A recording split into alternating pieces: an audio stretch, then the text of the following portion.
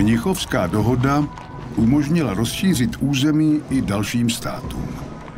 Bekovské Polsko bez ohledu na staleté hranice využilo národnostní otázky opírající se o polskou menšinu a vtrhlo do Slezska. Tisíce rodin byly nuceny opustit své domovy a hledat si novou práci. Podstatná část průmyslového severu tak padla do rukou dalšího souseda, okleštěného Československa.